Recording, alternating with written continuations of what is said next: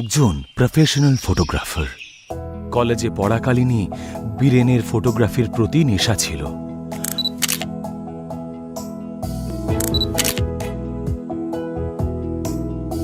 আর college complete হলে ও এই নেশাকেই পেশা করার কথা ভাবে। ও ওর কাজ নিয়ে খুব খুশি ছিল আর খুব মন দিয়ে কাজটাও করত।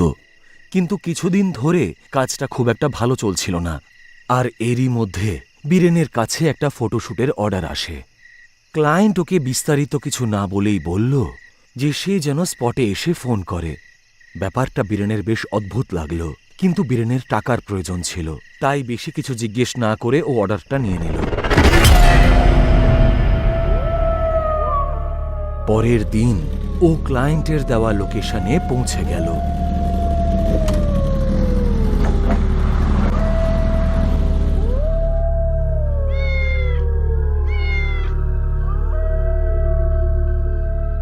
লোকেশনটা ছিল বন্ধ হয়ে যাওয়া হোটেলের ব্যাকইয়ার্ড। তাছাড়া জায়গাটাও শহরের থেকে বেশ দূরে ছিল।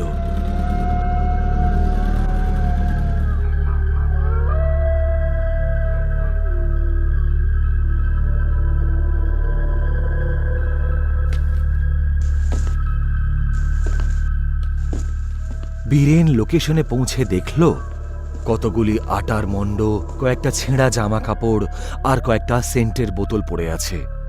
দেখে মনে হচ্ছিল যেন কেউ তন্ত্র সাধনা করেছে সেখানে। এসব দেখে বীরেন ক্লায়েন্টকে ফোন করল। স্যার, এটা কি অ্যাড্রেস দিয়েছেন আপনি? এখানে তো ফটোশুট করার মতো কিছুই নেই। আমি জানি এখানে তোমার কোনো কাজ নেই। যতটুকু বলছি ততটুকু করো। ওখানকার জিনিসপত্রের ছবিগুলো তুলে নিয়ে এসো। তুমি তোমার পারিশ্রমিক পেয়ে যাবে। তারপরেই ফোনটা কেটে গেল। বীরেন ওনার কথা মতো জিনিসপত্রগুলোর ছবি তোলা শুরু করল। হঠাৎই তখন বীরেনের মনে হলো ওর নাম ধরে যেন কেউ ডাকছে। ও চারিদিকটা ভালো করে দেখতে শুরু করল।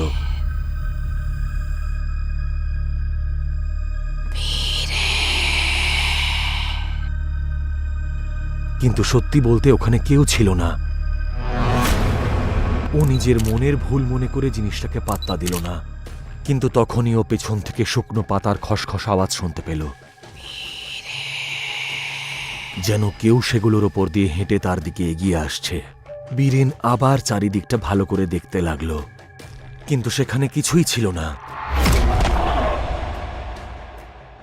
চারিদিকটা দেখে বীরেন যেই মুহূর্তে ঘুরে তাকালো, সে দেখল একটা ভয়ানক কালো ছায়া তার সামনে দাঁড়িয়ে আছে।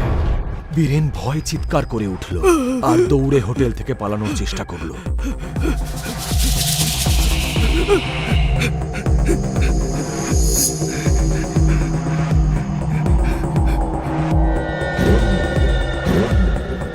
ও তাড়াতাড়ি বাইক স্টার্ট করলো আর রাস্তার দিকে এগোলো।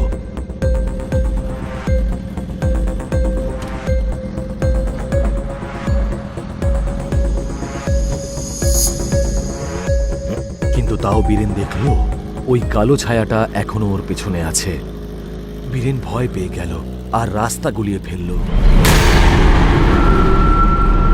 রাস্তার ধারে বড় বড় গাছ থাকার দরুন অন্ধকারটাও বেশ গাঢ় হয়ে উঠেছিল, কিন্তু সেই ছায়াটা এখনো তার পিছু করে যাচ্ছিল।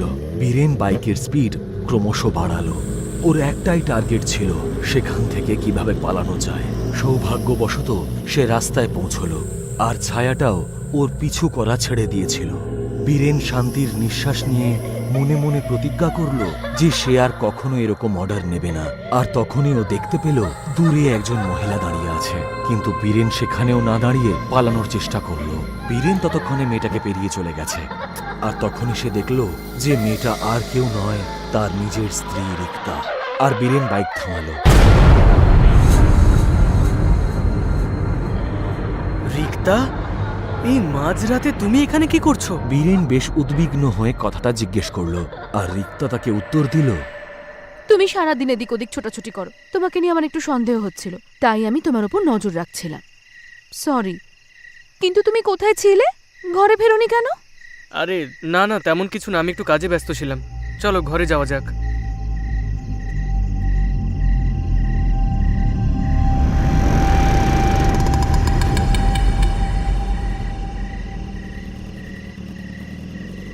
বীরেন রিক্তাকে তার সাথে ঘটে যাওয়া পুরো ঘটনাটা বলল আর রিক্তাকে নিয়ে তাড়াতাড়ি বাড়ির দিকে ফিরল।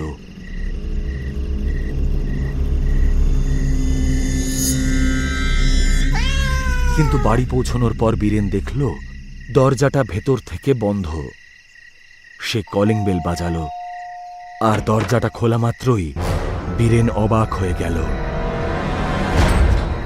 কারণ দরজাটা যে খুলেছে সে অন্য কেউ নয়, বীরেনের স্ত্রী রিক্তা। বীরেন পেছন ফিরে দেখল যে ও যে রিক্তাকে নিজের সঙ্গে নিয়ে এসেছিল সে আর নেই। বীরেন সত্যিই বেশ অবাক হয়ে গেল। তুমি তুমি এখানে এখানে কি করে এলে? যাক, তোমার বাড়ি আসার সময় হলো তাহলে। এই দৃশ্য দেখে বীরেন মাথা ঘুরে ওখানেই অজ্ঞান হয়ে পড়ে গেল।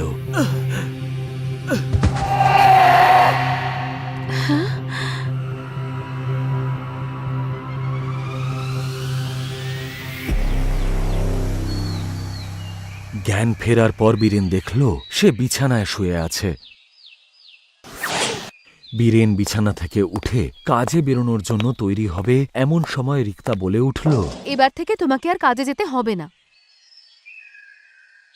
তুমি আমার কাছে থাকবে সারা জীবন। বুঝতে পেরেছো? রিক্তা জেদ করতে লাগলো, কিন্তু বীরেন যখন ওর কথা শুনল না তখন রিক্তা চিৎকার করে বলল, আমি বলছি তো তোমাকে কোথাও যেতে হবে না, তুমি এখানেই থাকবে আমার কাছে সারা জীবন। রিক্তার এরকম ব্যবহার দেখে বীরেন বেশ অবাক হয়ে গেল, কারণ রিক্তা খুবই শান্ত স্বভাবের একজন মেয়ে ছিল। বীরেন সেদিন আর কাজে বেরোল না। রিক্তার ব্যবহার দিন দিন খারাপ হয়ে যাচ্ছিল। মনে হচ্ছিল যেন সেই রিক্তা আর এই রিক্তার মধ্যে অনেক পার্থক্য। ও সারাদিন ধরে দেওয়ালের দিকে তাকিয়ে বিড় বিড় করে কি সব মন্ত্র পড়া শুরু করলো। এমনকি ও বীরেনকে কাঁচা নষ্ট হয়ে যাওয়া খাবারগুলো খেতে দিত, কিন্তু বীরেন যদি কোনো কথা বলতো বা বাইরে যাওয়ার জন্য বলতো ও নিজেই নিজেকে আঘাত করত, খিমচাত আর চিৎকার করে উঠত। বীরেন একদিন শুয়ে শুয়ে ভাবল যে ওর দমটা যেন আটকে আসছে। যেই মুহূর্তে ও চোখ খুলল ও দেখল রিক্তা ওর বুকের উপর বসে গলা চেপে ধরেছে। এই দৃশ্য দেখে বীরেন চিৎকার করে উঠল, কিন্তু রিক্তা ওর মুখটা চেপে ধরে চিৎকার করতে বারণ করল। আর দেখতে দেখতে ওর মুখটা হঠাৎ করে সাদা হয়ে গেল আর চোখগুলো টকটকে লাল। এসব দেখে বীরেন বুঝতে পারল যে ওর সাথে কিছু একটা গন্ডগোল হয়েছে, আর তখন অনেক কষ্টে বীরেন রিক্তার হাত থেকে মুক্তি পেল। কিন্তু এরপর প্রতিদিনই বীরেনের সাথে এইরকম ঘটনা ঘটতে লাগলো। বীরেন সেখান থেকে পালানোর অনেক চেষ্টা করল, কিন্তু প্রত্যেকবারই ব্যর্থ হলো। আর তারপর রিক্তা ওকে একটা ঘরে আটকে বন্ধ করে দিল।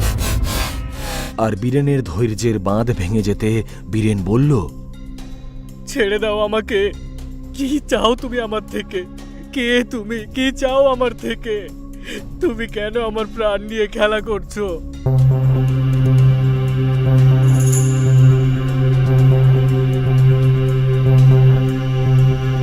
আমি তোমার মৃত্যু চাই, প্রাণের বদলে প্রাণ।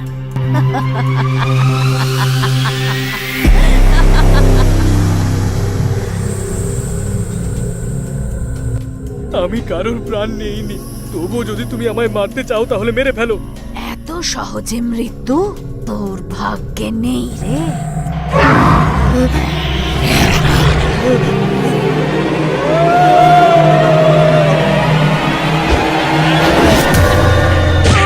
রিক্তা বীরেনকে তুলে দেওয়ালের দিকে ছুঁড়ে ফেলে দিল। বীরেন সব রকম চেষ্টা হারিয়ে ফেলেছিল।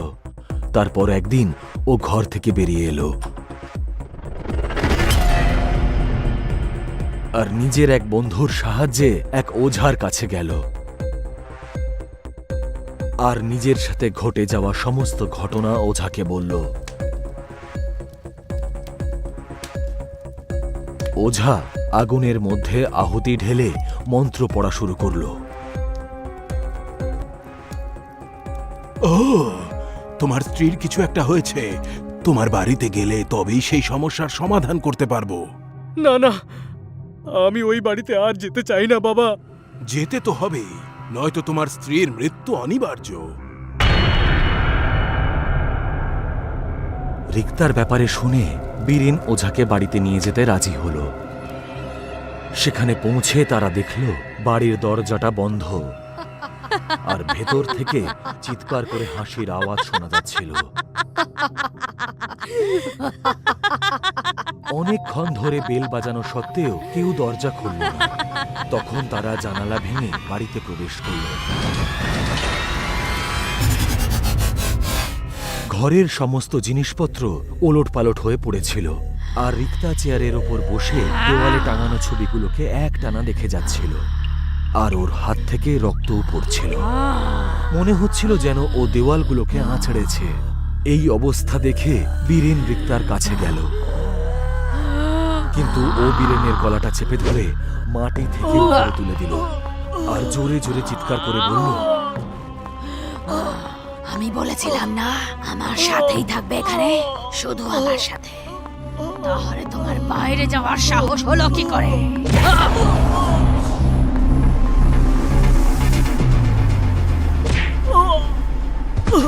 আর বীরেনের বুকের উপর চেপে বসল, আর ধারালো নখগুলো দিয়ে গলাটা চিরে দিল। তখনই ওঝা রিক্তার দিকে কি একটা ছুঁড়ল। এই শয়তান, তুই যদি তোর ভালো চাস তাহলে চলে যা এখান থেকে। শরীরটাকে মুক্তি দে বলছি। ওর মৃত্যু তো নিশ্চিত, কিন্তু তুই যদি নিজের মৃত্যুকে না ডেকে আনতে চাস তাহলে চলে যা। রিক্তা আবার বীরেনের গলাটা চেপে ধরল। বীরেন প্রচন্ড কষ্ট পাচ্ছিল, আর তখনই ওঝা এসে তার মাথার উপর মন্ত্রপুত জল ঢেলে দিল। রিক্তা চিৎকার করে উঠল, আর ওঝা রিক্তাকে একটা চেয়ারে বেঁধে দিল, আর তারপরে নিজের কাজ শুরু করল। কে তুই? কেন এসেছিস এখানে? আমার নাম পূজা। আমার সাথে বীরেনের পুরনো সম্পর্ক রয়েছে। বীরেনের প্রাণ কাটতেই এসেছি আমি এখানে। পূজার নাম শোনা মাত্রই বীরেনের গলা শুকিয়ে গেল, কারণ পূজা বীরেনের কলেজের বন্ধু ছিল, আর তারা একে অপরকে ভালোবাসত। কে পাঠিয়েছে তোকে? ও কিছুতেই নাম বলতে চাইছিল না, আর ওঝার দিকে তাকিয়ে খালি চিৎকার করছিল। তুই না বললে কিন্তু আমি নিজেই খুঁজে বের করব। আর তখনই ওঝা কিছু মন্ত্র পড়া শুরু করল। সামনে রাখা জলের মধ্যে তার ছবিটা ভেসে উঠল। মুখটা দেখে বীরেনের মাথা ঘুরে গেল, কারণ সে আর কেউ নয়, বীরেনেরই বন্ধু বিনীত ছিল। আসলে কলেজ থেকেই বিনীত আর বীরেনের বন্ধুত্ব। দুজনেরই ফটোগ্রাফির নেশা ছিল। তাদের বন্ধুত্ব সত্যিই খুবই গাঢ় ছিল, কিন্তু তারা দুজনেই পূজা বলে একটি মেয়েকে পছন্দ করত। কিন্তু পূজার শুধু বীরেনকেই পছন্দ ছিল, আর এই ব্যাপারটা দেখে বিনীত বীরেনকে খুব হিংসা করত। আরও কখনোই চাইতো না যে বীরেন আর পূজা একসাথে থাকুক। সেই জন্য তারা যখন বিয়ের সিদ্ধান্ত নিল, তখন বিনীত ষড়যন্ত্র করল। ওরা পালিয়ে বিয়ে করার সিদ্ধান্ত নিয়েছিল, কারণ দুজনের বাড়ি থেকেই তাদের সম্পর্কটা মেনে নেয়নি। আর বিনীত আসল বন্ধু হয়ে দুজনকে সাহায্য করছিল। কিন্তু বিয়ের দিনই সাহায্যের রূপে বিনীত এমন ষড়যন্ত্র করল যাতে দুজনে কোনোদিন এক না হতে পারে।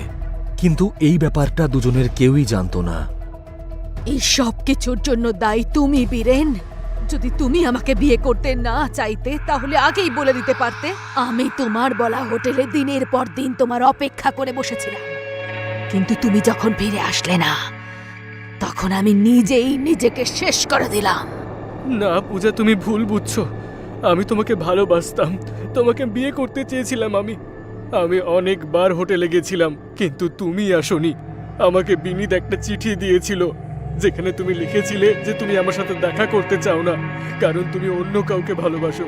আর এটাও বলেছিলে যে তোমার জীবন থেকে যেন আমি সরে যাই। তারপর থেকে আমি এত কষ্ট পেয়েছিলাম যে আমি তোমার জীবন থেকে সম্পূর্ণ সরে গেলাম। আমি কোনোদিনও কোনো চিঠি লিখিনি বীরেন। আমাকে বিনীত বলেছিল যে তুমি আমাকে ঠকিয়ে চলে গেছো।